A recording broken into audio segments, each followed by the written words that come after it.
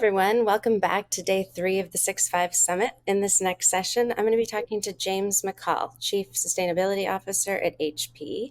In this spotlight session, we're going to be discussing the very important topic of sustainability. Hi, James. Hello, thank you for having us.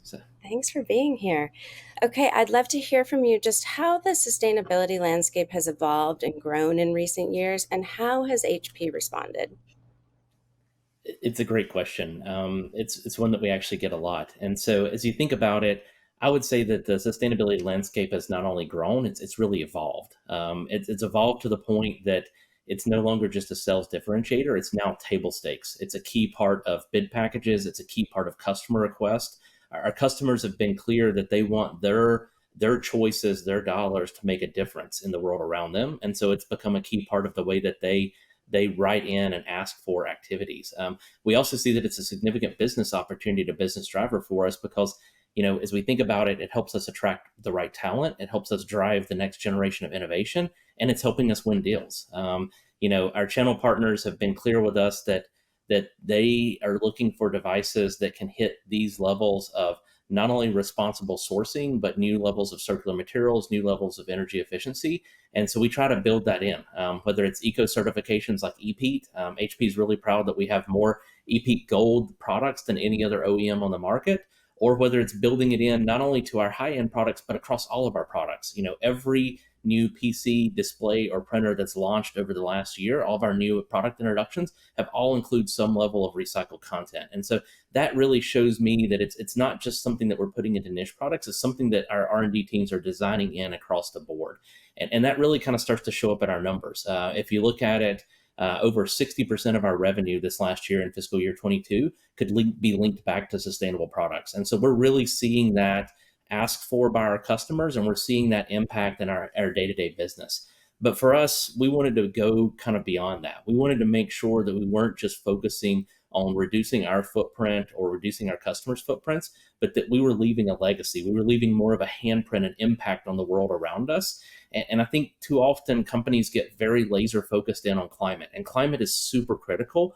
But for us, it's really broader than the planet. It goes back to the people, right? The real reason that we're trying to protect the planet is those people on the planet. And so whether it's our own employees, whether it's people across our supply chain, or whether it's people in the communities that we serve by helping close the digital divide, we really want to make sure that our sustainable impact program touches on all three: on climate, on human rights, diversity, and also our digital equity work across communities. So. That's great. I love those 3 pillars, and how you can answer to all of them. But when you identify the sustainability and ESG metrics that you're using and measuring and tracking, how do you balance that with those 3 pillars, and how do you report those out, like when you have RFPs to answer to? I think the way that companies should always start is you should really be intentional and data based about where your footprint is. For us, we wanted to focus where we could have the biggest impact, where we as HP could really go back to our core principles and our core values and say what's important to us as a company and where are we leaving an impact on the world around us. And so we started in the early days with materiality assessment. A materiality assessment really enables you, if you're not familiar with it, to go out and to interview and to talk not only with key stakeholders like your customers and your investors, but we also sit down with our employees that know our materials, that know our products, that know our supply chain. And we said, okay, as we think about this in a very purposeful way, where are our biggest impacts? Are there any gaps in our approaches? Are there any new innovation opportunities that we could have that would really enable us to define our strategy for the decade ahead? As you work past materiality, that tells you where to hunt, right? So like if you think about us as a paper company, we're one of the world's largest print companies. Paper is key to our business. Forestry is key to our business. We have a substantial supply chain around the world. So things like human rights and making sure that we're building in responsible sourcing, those would all be key to our business. But we start to get into the more detailed tools. Like within climate, we look at the life cycle assessment. So we say it's not only our footprint, it's our true end-to-end footprint. Everything from the raw materials that you source to the way that we manufacture the products to the way that we go through logistics and shipping to getting the end product to your home or to your office. And then how do you charge? How do you power that device over its lifetime? And then how do you recycle that device at the end? And so taking something like a full end-to-end life cycle assessment really enables HP and enables other companies to understand where their footprint is, and where they can start to make changes and start to transform to a low carbon or a more just or a more responsible economy. For us, that's really been kind of one of our key drivers, and it's been key to helping us understand like where and how to set our goals. That's the other place I would really kind of leave as a challenge out to other companies is as you think about goals, it's not just looking at your own footprint and your own impact. It's looking at the world around you and saying, okay, what's our fair share? How do we know we're going far enough? And so I think that's where groups and partners like sciencebasedtargets.org, or we do a lot of work in forestry with Conservation International, World Wildlife Fund, Arbor Day, and others. And having these accountability partners, having science-based targets, data-based targets, really enables you to say we're doing the right thing and we're doing our fair share towards a more equitable, just, and sustainable planet. Yeah, so going to that in terms of climate change in particular and measurement, in terms of reducing scope 3 emissions, how do you move from measuring that impact to into actually doing something about it? Well, you touched on the first piece, right? You can't impact what you can't measure, right? And so sitting down with that life cycle assessment, sitting down with our suppliers and understanding their emissions, their footprint, that gave us the data to be able to start. And I would encourage companies, don't be paralyzed by the data. Don't let you know perfection be the enemy of progress. Often directional data is enough to be able to know where to engage because we're working on planet sized problems, right? You don't have to have microscopic data. You need to understand where your big opportunity are.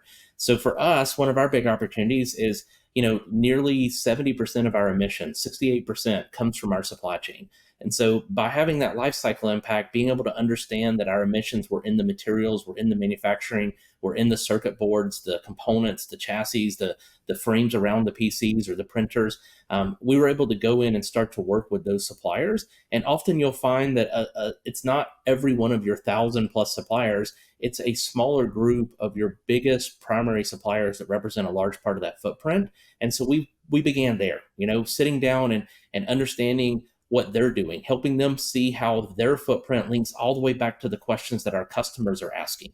So if a customer is asking for an EPEAT certification, or they're asking for Energy Star, or they're asking for renewable materials, what role does that supplier play? Getting them involved in the journey, having them understand the role that they play, it makes it more than just a goal. It makes it more than just a number. It becomes something that they can have a personal impact on, and they can see how their changes at their factory can go all the way through to that final customer by helping us get that EPEAT Gold or helping us get that Energy Star Platinum. And so I think by telling that story, by helping the suppliers understand the role they can play, it really brings us all into that journey, because we really feel that sustainability is a team sport, and it's one of those that every little action makes a difference, and those small actions start to add up.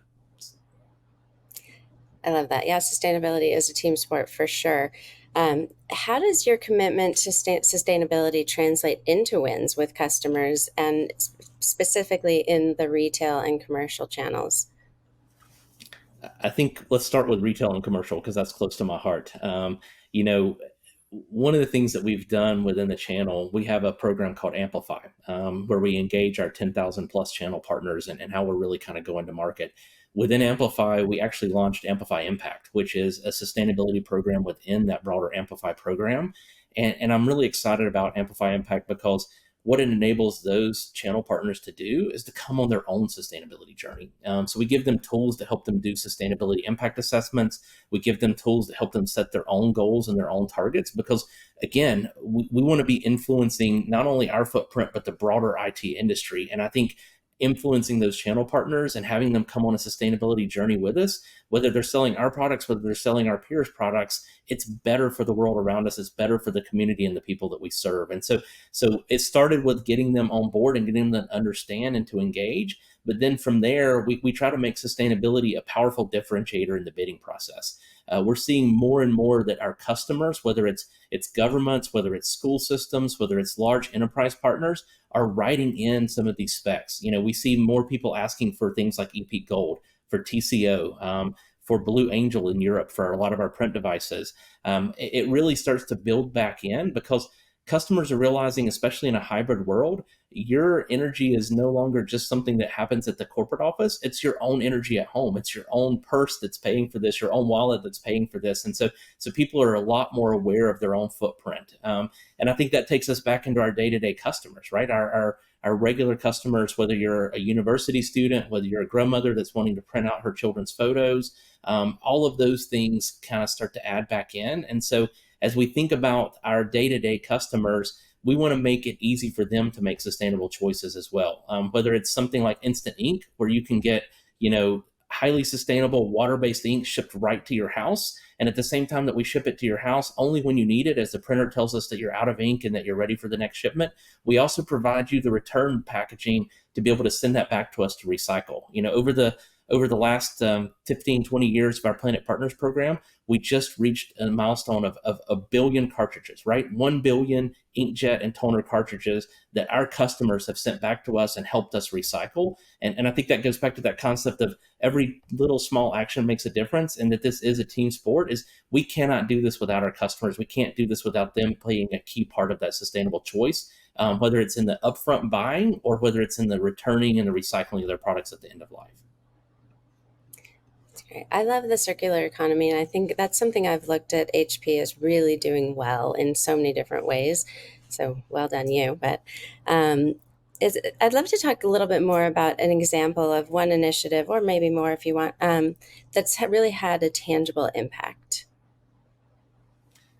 Tangible impact. I think a great example would be to go back to some of the work that we've done in Haiti. Back in 2015, 2016, HP started working in Haiti with some nonprofits there, a group called Work, that was helping us collect ocean-bound plastic, right? So if you look at Haiti, it's a small island. They don't have very good water resources. And so a lot of NGOs, a lot of government support was going into bringing water and other resources into the country, but they also don't have recycling infrastructure. And so without the recycling infrastructure, a lot of that plastic, a lot of those water bottles were flowing out into the ocean, which is exactly what we don't want. And so by working with Work and others to kind of collect that waste, we were able to take what would be ocean bound plastic and convert it back into something good. And so we've been turning those plastic bottles back into new laptops, new inkjet cartridges, and other products. And that was great because it provides sustainable jobs for the communities there in Haiti, and it prevents plastic from getting back into our oceans.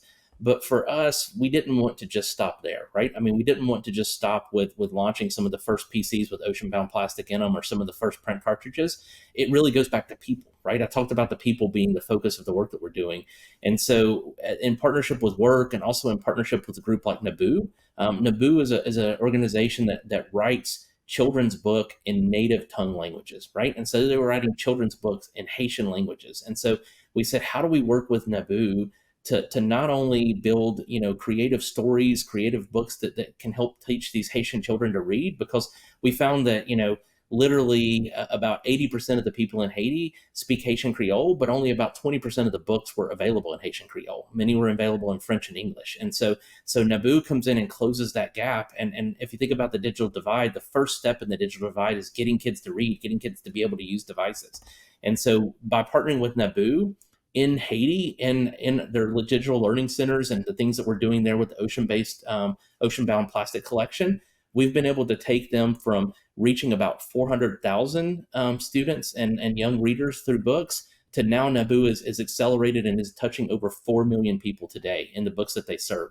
Many of those books were created on HP Tech in HP Reading Labs. We have one in Rwanda, and we just opened one in Miami that's focused in specifically on Haitian language books, including books that tell the stories of some of the waste pickers and some of the collectors there in Haiti. And so enabling them to tell their kind of authentic story, to me, that's a tangible impact. When you can go all the way from starting with something like circular materials, all the way back into helping people have a better life, helping people be able to understand the impact that they're having on the world around them, and to let their story be told in their own words, in their own language.